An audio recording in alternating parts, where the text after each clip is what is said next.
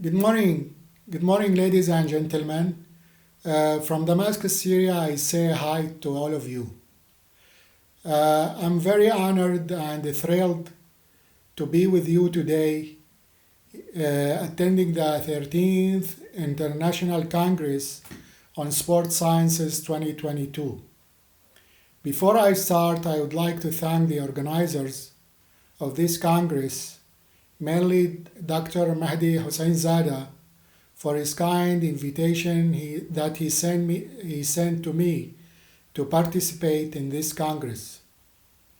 I also want to thank the speakers and the virtual viewers of this Congress.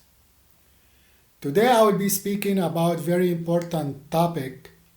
Unfortunately, this topic has not been covered in the right way in the literature. So my short presentation will be about the relationship between physical activity and mental health and well-being.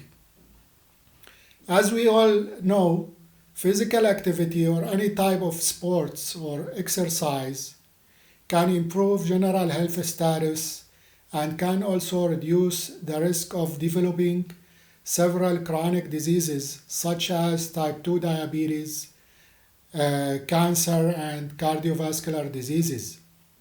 Physical activity and exercise or any type of sport can have immediate and long-term health benefits on our bodies. Most importantly, regular physical activity can improve quality of life, and physical activity can also help us to live longer and to live better, avoiding many health problems which related to sedentary lifestyle. While the effectiveness of physical activity in the prevention and treatment of non-communicable diseases or chronic diseases such as obesity, diabetes, and cardiovascular diseases is widely acknowledged in many studies, unfortunately, less is known about the potential effects of physical activity on mental health. Mental health conditions are considered among the leading contributors to disability worldwide and frequently happen and co-occur with other non-communicable diseases.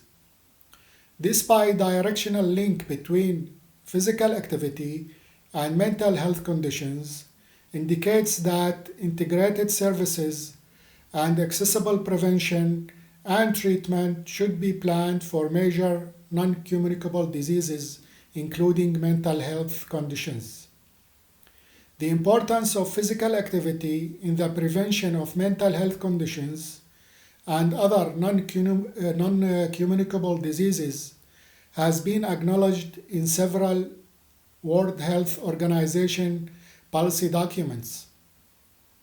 These documents recognize that people with mental health conditions tend to engage in less physical activity and have less time or even no time spent on exercise or sport compared with the rest of the population, especially when they suffer from severe mental disorders. For example, people with major depressive disorder are estimated to be 50% less likely to meet physical activity recommendation compared with the general population. Similar tendencies were found among younger age group or adolescents with mood disorders and also found in people with dementia. An effect of physical inactivity or sedentary lifestyle on mental health conditions has been shown in numerous studies. In this short presentation, I'm going to describe the positive impacts of physical activity on three very important mental health conditions, and they are depression, schizophrenia, and dementia.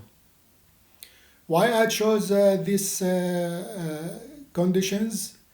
Because their relationship with the physical activity is very close, and because of the availability of science-based evidence and their high prevalence in many countries, in addition to their public health importance.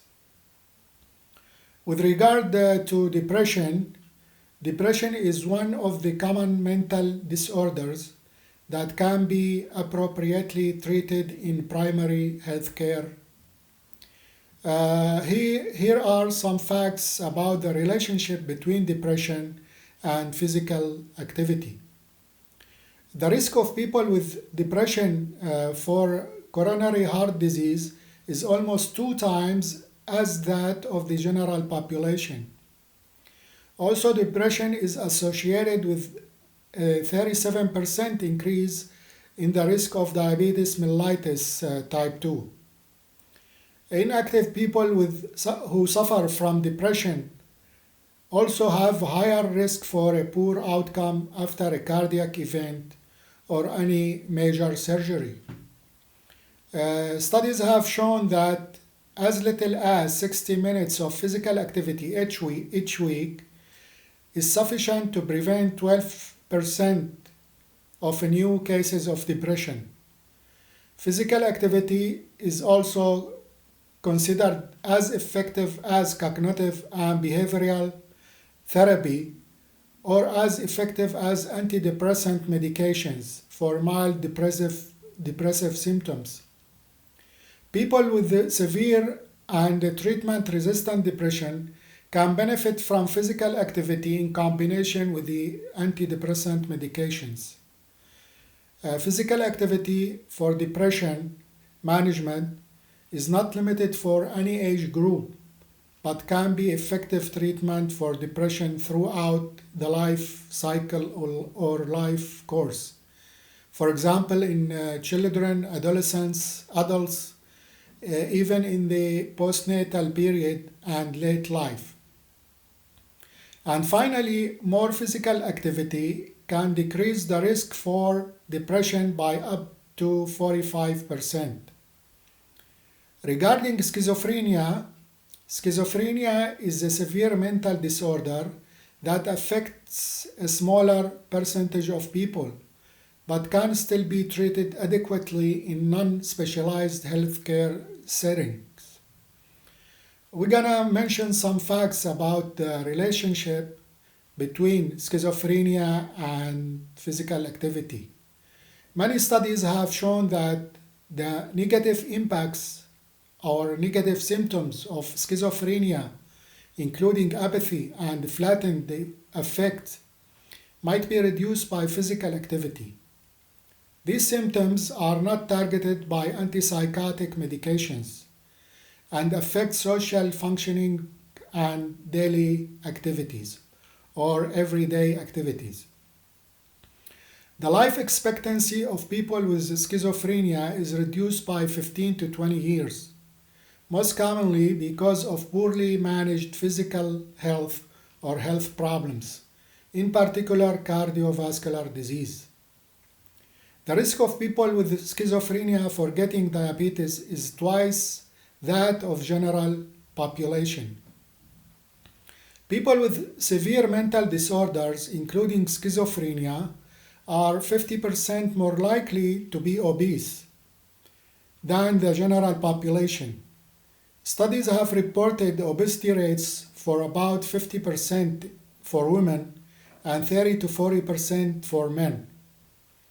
The studies also reported that low physical activity during childhood and adolescence was an independent predictor of schizophrenia, as reported in a Finnish population.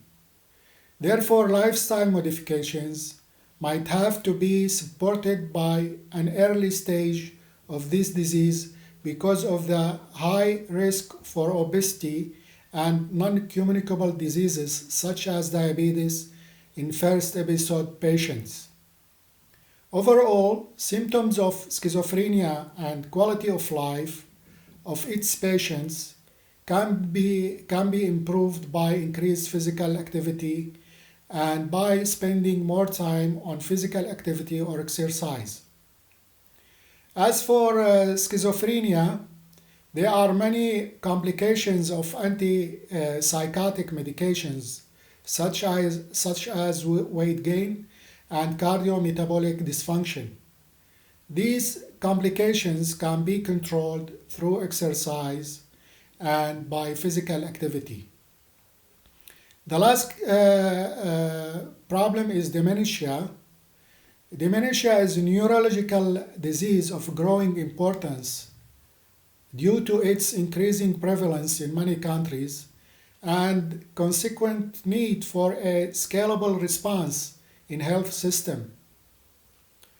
Studies have shown that physical activity can protect people from cognitive decline and from neurodegenerative diseases and also can delay their onset in elderly group. Studies showed that physical activity can possibly reduce the risk for dementia by up to 10%. When we achieve a reduction of almost 25% in physical inactivity, this could reduce 1 million cases of Alzheimer's disease globally, which is a very simple way to do it. Increasing physical activity reduces cognitive decline, and also regular physical activity can also improve mobility, balance, and improve ability to walk. Therefore, the risk of falls can be reduced by maintaining muscle strength and healthy bones and joints. These effects can initially help people with dementia to live independently for longer and can later reduce the burden of caregivers. The question we have to ask, how exercise promotes positive well-being? We can say that exercise can also be used to enhance well-being in people who already feel mentally healthy too, not limited to people who are mentally ill. Increased physical activity has been found to enhance mood, improve energy levels, and promote quality sleep. These are several reasons why physical activity can be good for psychological well-being. Exercise decreases stress hormones like cortisol.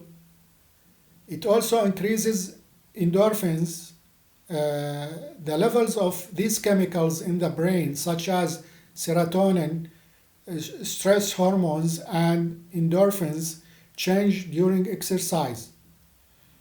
The other benefit of physical activity distracts from negative thoughts and emotions and can take human mind off problems.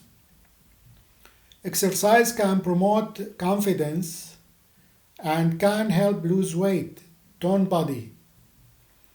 Also, exercise can be a good source of social support. The benefits of social support are well documented, and many physical activities can be social activity as well. Physical activity may be linked to lower psychological reactivity toward stress. In addition to all of that, the other benefits, exercise may supply some immunity toward future stress, as well as a way to cope with current stress. Regular exercise can help sleep better, and good sleep helps you to manage your mood. The most important benefit of exercise increases energy levels and can reduce skeletal muscle tension, which helps to feel more relaxed. Unfortunately, there are many barriers to the uptake of to uptake and effectiveness of physical activity by people with mental health conditions.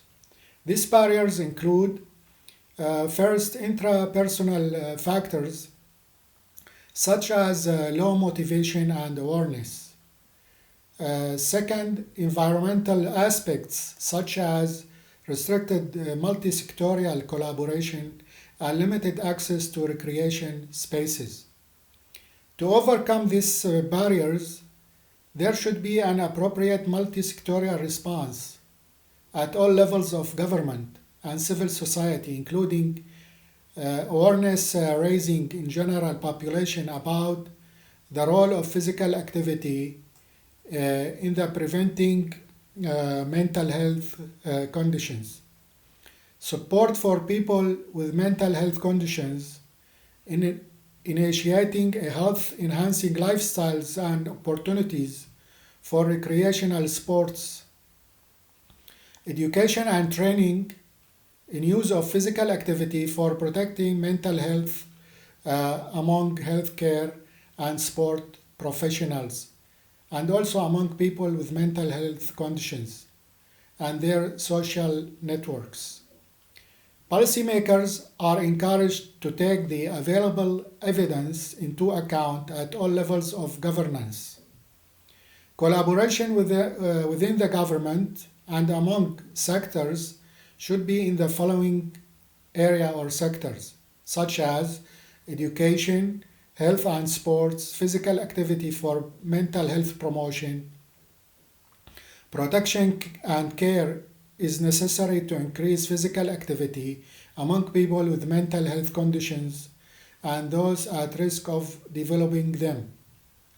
Adaptation of existing policies and creation of new strategies could increase the low levels of physical activity among people with mental health conditions and also complement cost-effective strategies.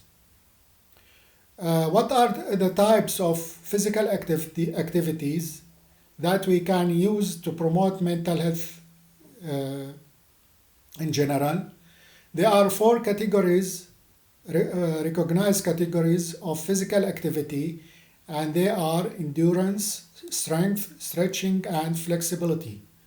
According to this classification, here are some many different types of physical activity that we can use to improve mental health and to manage mental health conditions, including walking, which I consider the most important physical activity for mentally ill and healthy population.